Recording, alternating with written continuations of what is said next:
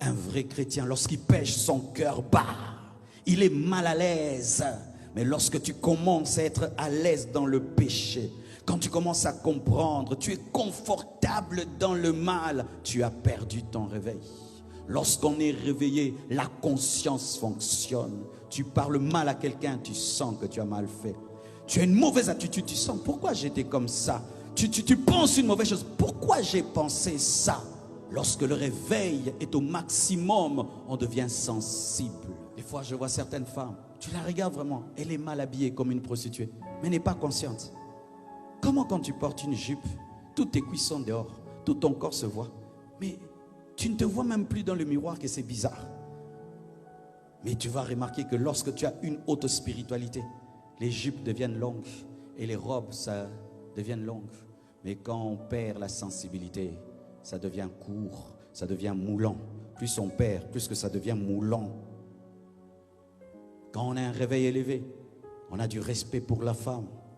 Quand on perd le réveil, on commence à toucher, on commence à blaguer, on commence à ceci, cela. C'est le signe que tu perds le réveil. As-tu l'horreur du mal? Quand on a le réveil, tu regardes un film, il y a une scène bizarre, tu zappes, tu passes. Mais quand on perd le réveil, on s'assied confortablement pour dire et la suite, et la suite. Oh, vous avez coupé, pourquoi? Quand on a le réveil, on commence à avoir une relation bizarre avec une femme. Tu sens que non, non, non, non, il faut que j'arrête.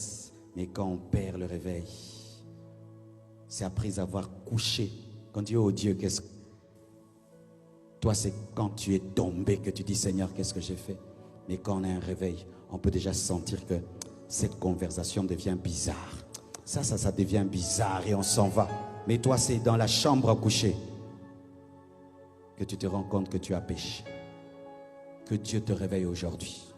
Que Dieu te réveille aujourd'hui. Et qui te donne la haine du péché, l'horreur du mal. De la même manière que tu as la haine pour la saleté, les mauvaises odeurs, les mouches, les moustiques. Que tu aies la haine du péché. Mais que tu aimes le pécheur. Car c'est là encore le problème des chrétiens. Dieu ne dit pas d'haïr les pécheurs.